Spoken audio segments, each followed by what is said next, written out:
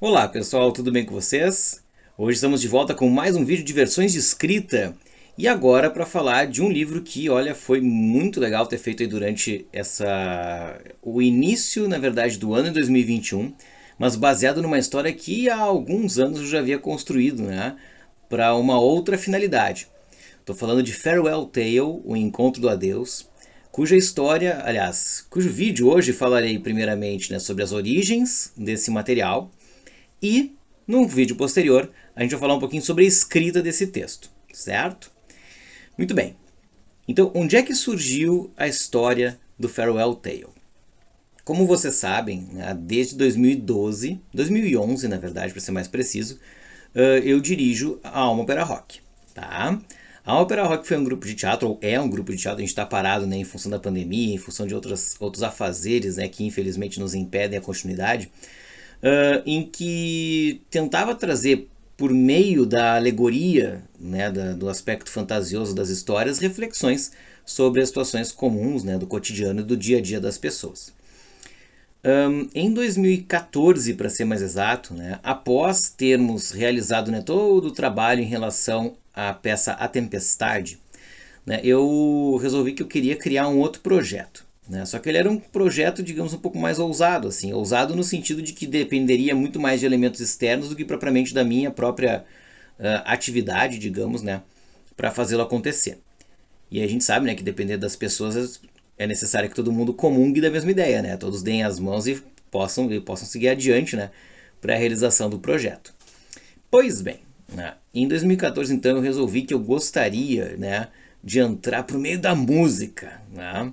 Mas não para o meio da música da forma mais convencional, cantando, tocando algum instrumento ou algo do tipo. Né? Na verdade eu queria compor, eu queria compor as letras de um álbum. Né? E aí, né, nessa época eu tinha um integrante do grupo que era um músico de primeira, né, que era o Vinícius Fratin. E conversei com ele, né, sobre isso, porque na verdade a ideia seria juntar pessoas que quisessem, né, se estabelecer enquanto músicos, né, para o desenvolvimento desse álbum. Né? Então precisaríamos, né, de um vocalista, precisaria, né, de guitarristas, de baixista, baterista, tecladista, se fosse o caso, né, alguém que lidasse com orquestração, porque a ideia na verdade era sim montar um álbum de heavy metal baseado, né, numa história que eu estava criando. Essa história, na verdade, né, ela tem origem, né, em diversos outros livros e diversos outros álbuns de música, né, que eu estava ouvindo e lendo até aquele momento. Né? Então, por exemplo, né, alguns anos antes, o Nightwish havia feito o álbum Imaginarium, que inclusive nós utilizamos, né, como base para a construção da peça Reino das Névoas. E eles fizeram um filme baseado nesse álbum. Né? Um filme que colocava, né, um compositor musical, né, que estava assim, digamos, né, com um Alzheimer super forte já, né, muitos esquecimentos, né, muitas desmemórias, e ele tenta, ao longo de um processo de tentar se manter vivo, recordar de coisas que ficaram para trás. Né? E essa recordação, na verdade, é baseada sempre na imagem, né, de uma criança.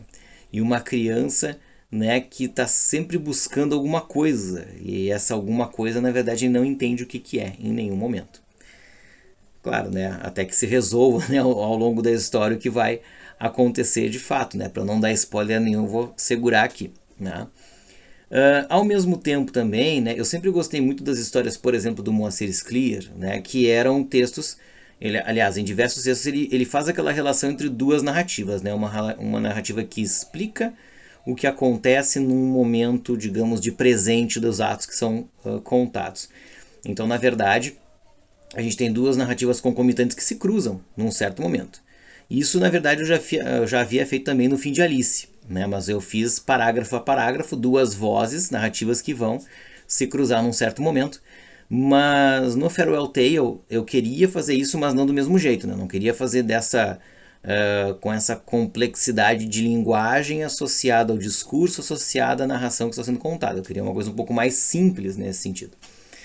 Mas, né, lá naquela época, quando eu bolei a história, então eu resolvi pegar, né, esses elementos todos, pegando a questão do imaginário, né, da própria peça da Tempestade, em que, né, o Próspero e a Miranda eram isolados de um mundo, né, e de um mundo físico, né, devido a questões da magia negra que teoricamente, né, o Próspero mexia, mas eu queria lidar com esse universo um pouco mais infantil, né? Com a questão do trauma, com a questão, né, do tentar buscar, né, alguma coisa que fosse explicativa para a situação do momento de uma pessoa, né?